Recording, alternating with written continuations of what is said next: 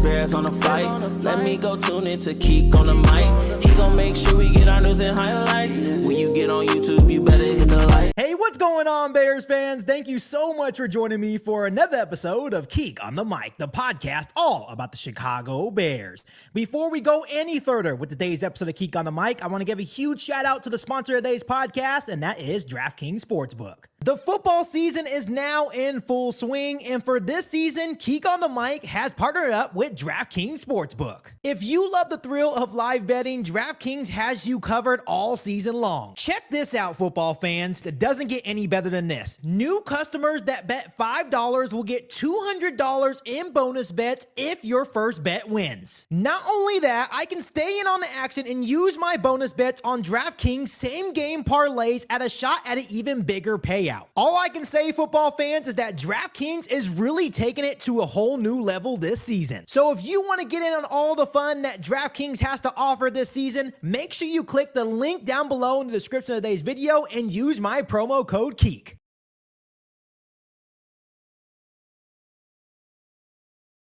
All right, Bears fans, we are set for a Week 13 heavyweight fight against the Philadelphia Eagles in Philadelphia. And once again, I am joined by Isaiah Fry. How you doing, Isaiah? I'm good. How you doing? I'm doing good. Happy holidays to you and the family and the rest of the Bears fans out there. The Chicago Bears are 8-3. And before the season, you and I both had some high expectations and some high hopes that Ben Johnson was going to be able to change the culture. But we didn't expect it to all happen this season and for them to be a winning football team and have the opportunity to possibly be the number 2 seed in the NFC if they're able to beat the Philadelphia Eagles. I sound like a broken record, but Ben Johnson, man, is by far coach of the year.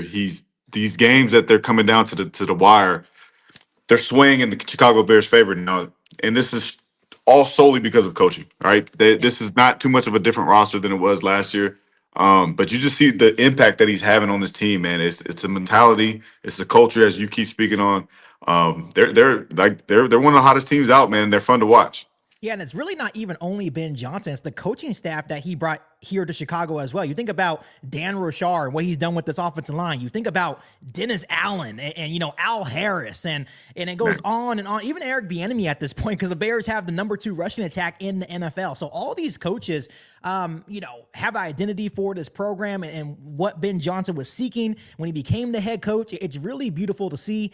Once again, when we look at the Pittsburgh Steelers win, and we talked about last week about how, this is going to be a big game for the Chicago Bears because there's this narrative that the Chicago Bears haven't beaten anyone, beat someone with a winning record.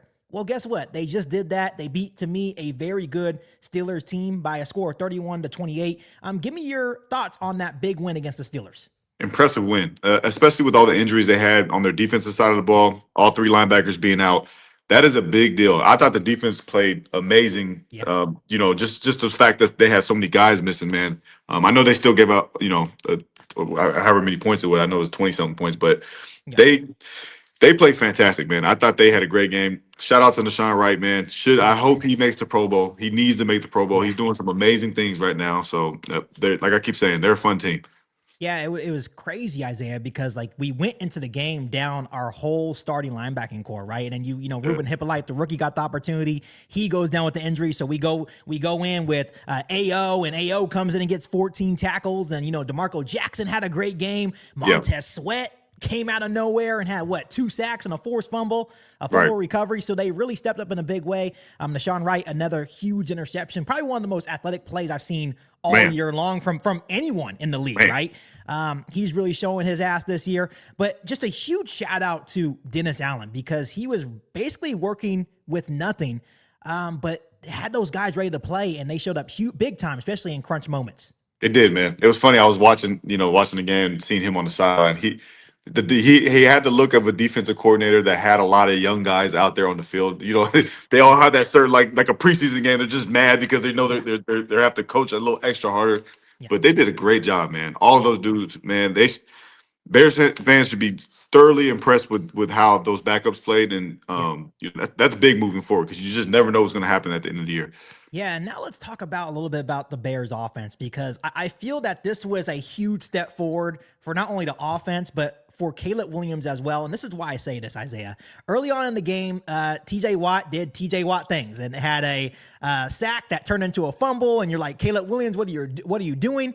But it wasn't about that fumble. It was about how Caleb Williams washed it out and then absolutely just took over the football game. He had 3 passing touchdowns, looked like he was in full command of what Ben Johnson wants him to do. You continue to see him throwing with anticipation, and he's just playing at such a high level. Once again, the Chicago Bears are currently on another 4-game winning streak. During that 4-game winning streak, Isaiah, he has 932 passing yards, 163 rushing yards, 8 total touchdowns, and 0 interceptions. This kid is truly playing at a high level. Playing great, man. He's doing a great job. I hate seeing the people out there trying to dog him out and say he's not doing a good job. It's blasphemy, man. He's doing a fantastic job. The thing I'm like most impressed with him is having, like you said, he's having that poise and short-term memory. I fumbled. They had a touchdown. I'm coming back and I'm still playing ball. As a quarterback and a cornerback, you have to have a short-term memory, man. And he's doing a great job at having that. Yeah, and for me, for some reason, I've always thought that was just a great quality in a quarterback, especially when you're looking for a franchise quarterback to have like a rinse and repeat mentality. I know that, you probably had to have that same mentality playing as a corner, right, or a safety. Yep. That you have to have a rinse and repeat mentality, and that's exactly what Caleb Williams showed. It basically showed that no matter what happens, we always have a chance to win because I have confidence in myself. I'm not going to get too down or too high, and I just love the way that he's playing. He has bought into Ben Johnson's system, and he's still barely scratching the surface. And that's what's really scary about the Chicago Bears offense. They now have an identity for themselves, and it seems that people around the league are really starting to take notice. I did want to share something really quick. Stacey Dales of ESPN went on 670 to score, and she's just basically talking about how she's been talking to organizations around the league, and she actually talked to the Philadelphia Eagles as well. And there's a lot of teams that respect what Ben Johnson and the Chicago Bears are doing. So let's go ahead and take a listen to that real quick. The Bears are doing exactly what Ben Johnson is asking them to do, and it starts with Caleb offensively. He's handing the ball off. He's executing the offense. The accuracy, is it there? I mean, he's 59% completion percentage. It's not been great, but he's doing what Ben is asking him to do. He's taking the coaching. What do we say every week? He's taking the coaching and he's applying it, and the Bears are 8-3. And they are very, very, very highly regarded around the league right now. I'm going to tell you, the conversations I'm having, Ben has the league on alert, and it's palpable around the NFL. I've been on the phone this morning with some Eagles people, and the respect they have for the Chicago Bears is awesome. If the Eagles lose this game on Friday, all hell will break loose in Philadelphia. I'm telling you. Right. They cannot afford to lose this game because of the way they played, because of the 21-point lead they blew against Dallas. And it's another NFC opponent, but Chicago now has the respect of this league. I'll tell you that right now. So absolutely cool stuff from Stacey Dales on 670 to score. Isaiah, what's your initial reaction to hearing something like that in terms of the Bears actually getting the respect that they deserve around the league? It's good to hear, man. I think, if you're a Bears player, I think you ignore it because what you guys are doing right now, it's working. I think they like they like the fact that they're, everybody still thinks they're the Chicago Bears of old. And I think you keep that mentality moving forward. But as a fan on the outside looking in, man, it's good to hear them get the respect that they've earned, man, because you get a lot of people saying, well, they haven't played anybody up to this point. This is NFL, man. Every week is going to be a tough game. I don't care who you are playing. None of that matters. You're playing so-and-so. Who cares? They're professional players. You're 8-3 in a professional league. You were doing a great job. So you got to give them credit. Right, and that's all noise at the end of the day. And I think I'm right with you. I think Ben Johnson likes that stigma of hey, no, we're the Chicago Bears of old. Keep doubting us. But it's good to hear that, teams like the Philadelphia Eagles, still one of the NFC's best, defending Super Bowl champions. They're taking the Chicago Bears very seriously. They understand that if they play like they did against the Dallas Cowboys last week, that it could be a very long day for them, especially the way that Caleb Williams is playing. The defense takes away the football at a very high level. So it's really cool to see that with only not even a full year of Ben Johnson, basically 11 weeks into the season, there's already so much respect for Ben Johnson and what he's doing here in Chicago.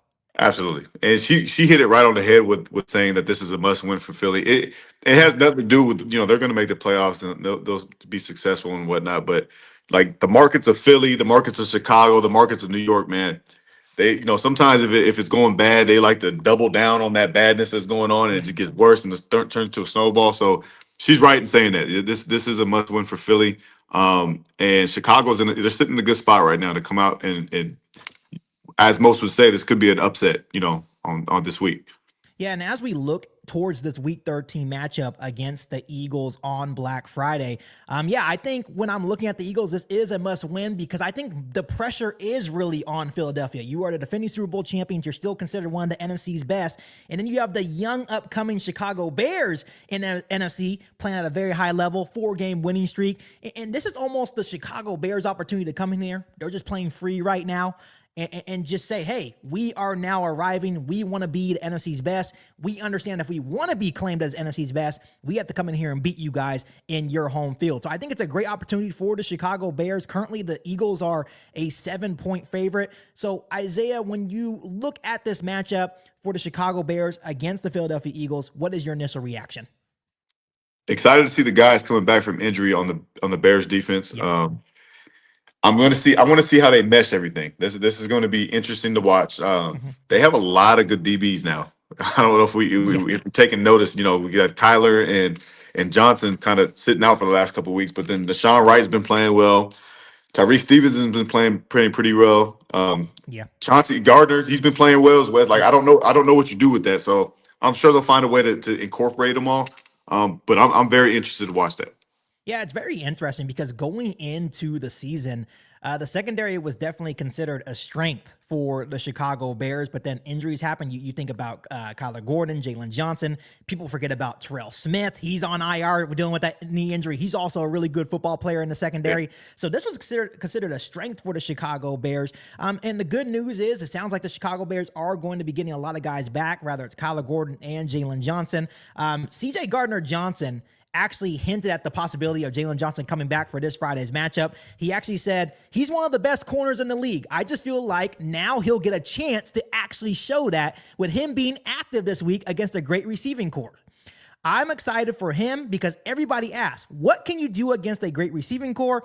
And he has a chance to prove it, shut everybody up, and get back active. Why would he say that if Jalen Johnson wasn't active? And, once again, Kyler Gordon, Jalen Johnson were both full participants in back-to-back days. So that is very, very good news for the Chicago Bears. Do you think this is a huge boost for the Chicago Bears defense? I do, because I think as a defensive coordinator, you can just be creative, especially on third down, man. You get all those guys out there that are playing well, getting after the ball.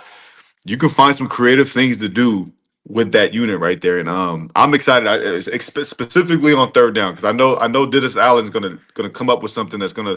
And you made a good point before we got on the show. Maybe moving Jaquan Brisker down to the linebacker spot in a dime package. That's gonna be fun. So I'm excited to watch that. It's funny because Ben Johnson the other day actually hinted at some major lineup changes, whether it's on the offensive side of the ball or the defense side of the ball. And I think he's hinting at the idea of Deshaun Wright being a full-time starter. He actually said prior to this game coming up, he said on Deshaun Wright, he's done a phenomenal job, Johnson said with a smile, that smirk that he does every week. He said, I think he has certainly earned playing time. We all know that Tyreek Stevenson is going to be out dealing with that hip injury this weekend. But when he does come back, we talked about it before the show, the Chicago Bears have a very good problem in the secondary, but I think you and I both agree that Deshaun Wright and Jalen Johnson should be your two corners for the rest of the year. You get a 6'4" corner playing the way he's playing, you do not take that out ever. I don't care what the situation is. He's making unbelievable plays right now. I mean, you could tell that the him getting coached up by Al Harris is just it's taking his game to the next level. And Al Harris, he has a track record of doing that. He's done that in Dallas. He's doing it here. But he's 6'4" and he's attacking the football and he's making plays. Man, you cannot. I can't stress this enough. You cannot take that dude out. Yeah, you can't go away from the hot hand, and of No. course Tyreek Stevenson's also a dog, but he also plays very inconsistent football where Nashawn Wright has just been basically the same all year long. Of course, he gives up some big plays here and there, but when it comes to becoming a ball hawk, especially at his size, he's also been Yes. very, very good against the run this season for the Chicago Bears defense as well. Yes. I just don't think Dennis Allen's going to go away from that when, Tyreek Stevenson does come back healthy. No, he's not. And I mean, if you watch him too, like even the plays he's not making in the game, as far as like if the ball's not going his way, Yeah. he's making some really good breaks on the ball. Like I'm watching, I'm starting to watch him more. He's kind of like standing out to me, so I'm watching him, and he's reading the concepts perfectly well. He's jumping the routes, like even if they don't throw it, like that's what you want to see out of a young corner, especially a guy that's 6'4", man. So you keep him in there. Yeah, Ben Johnson also alluded to the fact that, when these guys start coming back healthy in regard to Gordon and Jalen Johnson, that their goal is to still get Gardner Johnson involved and Nashawn Wright involved. And like I alluded before the podcast, just put Jaquan Brisker at the linebacker spot as like a hybrid linebacker, especially with the Bears still being thin at the linebacking position. Put Gardner Johnson as one of the safeties. You have Nashawn Wright, Kyler Gordon, and Jalen Johnson. And you're that's a really good unit, especially the way that both Austin Booker and Montez Sweat are playing. I think this is going to be a much improved Bears defense for the rest of the year. Man, you get some first and second down stops, man. Third down will be fun. I'm telling you. Absolutely. So I'm excited to see what the Bears defense is able to do. When you're looking at the injuries in regard to the Philadelphia Eagles, they will be without possibly Devontae Smith. He did not practice yesterday or today. I know he's the leading receiver right now. I know they have A.J. Brown, but he's currently, in terms of stats, the leading receiver for the Eagles. He's dealing with a chest injury and also with an illness. So I know his status is up in the air, and that would be a huge advantage for the Chicago Bears, especially if they are getting Jalen Johnson and Kyler Gordon back this week as well. Oh, absolutely. That's going to help them out a lot. And, they got two really good receivers, but if one of them's out, man, it makes it a lot easier on the defense to scheme against. Yeah, so Isaiah, when we're looking at the Chicago Bears offense in this game, Ben Johnson also kind of was very smug on the idea that there may be another big change on the offensive line as well. As we all know, that Theo Benedict has been the left tackle for the Chicago Bears, and he has been good. Not great, but he has been good. I haven't had really any problems with him, but he did go down. He was out last week against the Steelers, and then second-round pick Aji Chapillo stepped in his place. And let's mind ourselves that they went against a very good Steelers defensive line, and Aji Chapillo was outstanding. In 136 snaps just this year alone, 0 sacks, 0 quarterback hits, 0 penalties, and only 3 hurries.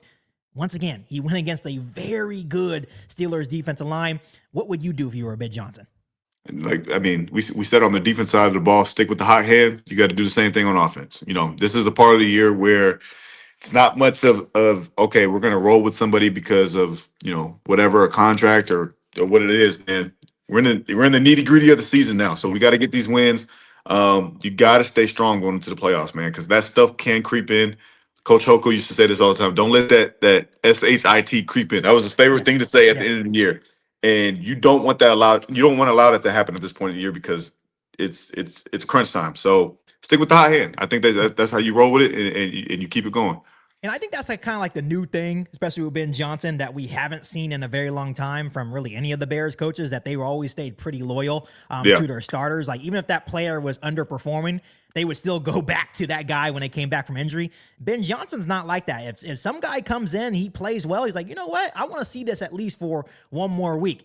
If Aji Chapillo struggles this week, then yeah, we can re-engage in this conversation about Theo Benedict coming back in. But if they're both healthy, I really like what Aji Chapillo has been showing in the reps that he has been given this season for the Bears offensive line. Absolutely.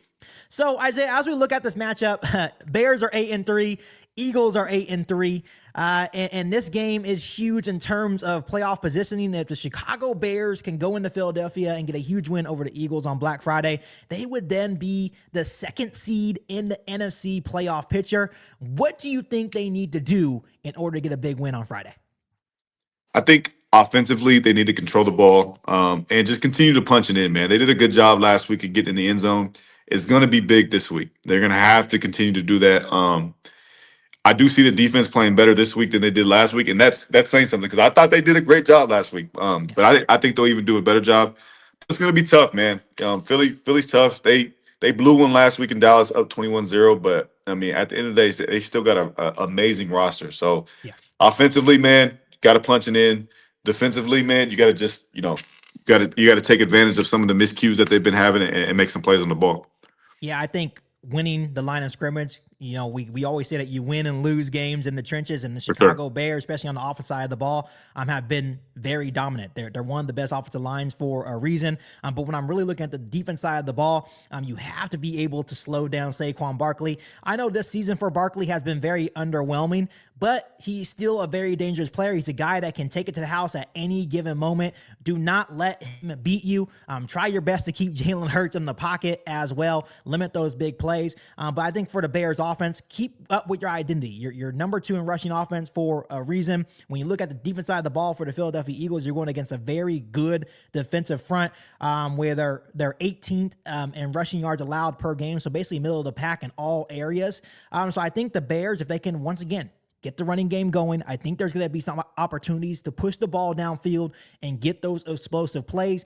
And just Caleb Williams continue to do what you're doing at the end of the day. I think each week we're starting to see him ascend a little bit more as that true franchise quarterback. And I don't think the haters love to see it because he's continuing to prove them wrong. But I can also see this being, once again, a coming out party for Caleb Williams this week.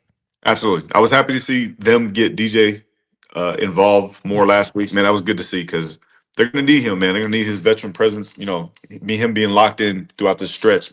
So, like you said, man, as long as Caleb just keeps going, getting 1% better every single week, man, they're going to be fine. Yeah, so Isaiah, big game obviously for the Chicago Bears. A chance to go to 9-3, keep that top spot in the NFC North and possibly be the number 2 seed in the NFC playoff picture by the end of the weekend, which none of us saw this coming. So what is your prediction and your final score for this game against the Eagles? I got Eagles winning 27-24. 27-24. And the Bears have been in a lot of close games. Every single time it comes down to a close game, I have to stick with Ben Johnson. I have to stick with Caleb Williams. I think the Bears go in and truly make a statement. Each week I get more confidence with this football team, and it's just due to Ben Johnson, the way the offensive line's playing, the way that Caleb Williams playing with confidence, and the way that the defense just continues to turn over the football. And it seems that right now we're getting the Eagles at a very good time as well. They seem like a team that just kind of has a disconnect with as teammates, a disconnect with their head coach. And I think the Bears could possibly take advantage of that. I think the Chicago Bears win by a score of 30-26. I like it. So, Bears fans, as always, comment down below your final score prediction for the Black Friday heavyweight matchup against the Philadelphia Eagles. I'm Isaiah. As always, I appreciate you for hopping on. I hope you and your family have a wonderful Thanksgiving as well. Thank you. Happy Thanksgiving to you and the Bears fans. Hope everybody has a blessed Thursday and Friday. I appreciate that. And like we said, happy Thanksgiving to every Bear fan out there. I hope you guys enjoy the football weekend. As we always say, F Green Bay. I'm a Detroit Lion fan this week for sure. I never want to see Green Bay win. And then obviously we play Green Bay next week. But we are obviously focused on the Eagles this week on Black Friday. But as always, make sure you guys continue to hit that subscribe button and the notification to catch all Bears content right here on the podcast. Make sure you follow me on all my social media platforms. And make sure you share this episode of Geek on the Mic with every single Bears fan that you know. But other than that, be back for all new Bears podcast right here on Geek on the Mic. Thanks, guys, and as always, bear down.